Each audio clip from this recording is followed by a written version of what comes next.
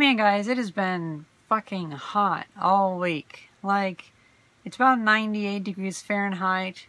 Humidity's not too bad though, so I've been trying to be outside because I can still kind of handle it. But that means I'm sweating a lot, and I feel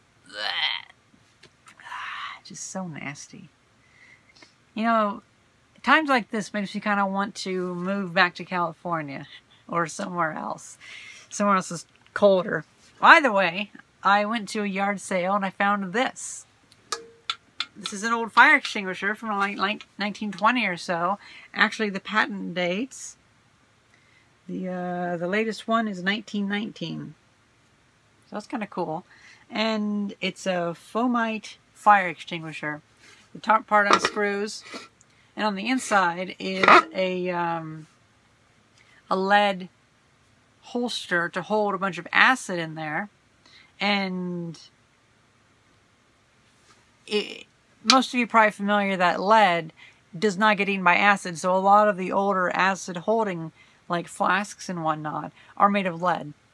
So what happens is there's sulfuric acid inside the little cup, and then out here is water and like baking soda and stuff like that. And in order to activate it, you turn it upside down, and those two mix, and it's just like a vinegar and baking soda reaction.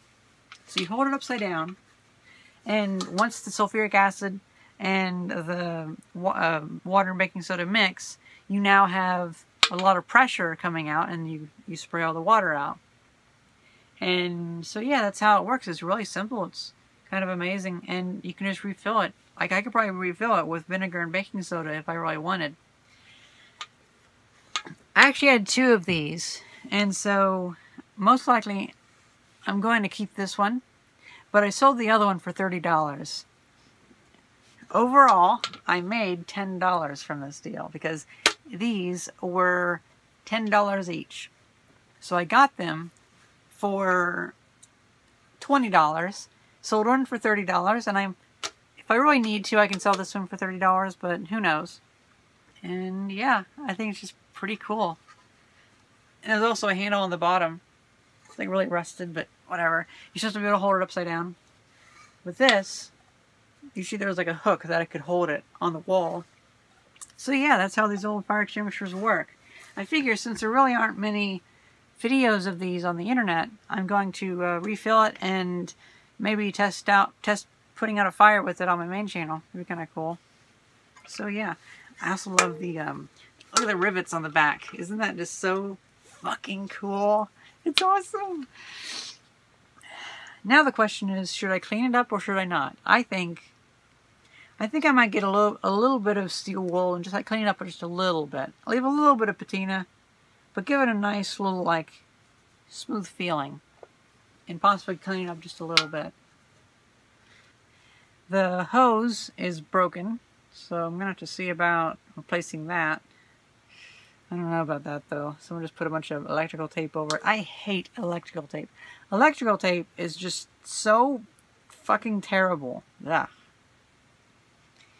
And sadly, it's a crimp connector on the end, so I might not be able to reuse these. Oh well. That's pretty much been enough content for one video. I mean, I got that like a week ago, but I just kind of had other things going on. I've been cleaning up the room a lot. Oh, and I did not get that building, unfortunately. And I was really bummed out about it. So I've decided that, well, I went around town and I looked for other buildings. And there just really aren't any buildings around here because it's such a small town. So I've decided to build my own building for my workshop because we have enough room here. And I made a video on my main channel talking about the design, and a lot of people liked it. Other people did not like it. They suggested me making like a metal shed. So I was not aware that they made metal sheds. Like one of the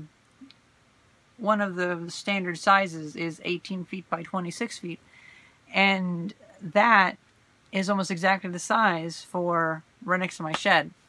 So that, coupled with the fact that I possibly have a friend who will do concrete laying for very cheap, He's like a part-time job that he inherited from his father. He just like inherited his father's old concrete company, but he doesn't really do much anymore. He just kind of does it for a little extra spending money on the weekends.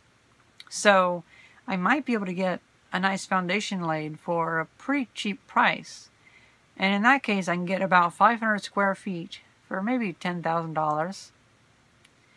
That's nowhere near the 3,600 square feet for $10,000 that I was going to get, but oh well. I normally don't believe in regrets, but I really regret not getting that building. Because it was for sale for years. Years and years. And a few hours before I was going to make my final offer, the other person, someone else offered. It's like, fuck. And the seller didn't even like offer me to outbid him. So weird. Oh well. That's pretty much it. I hope you guys enjoyed this video, and thank you very much for watching. See ya.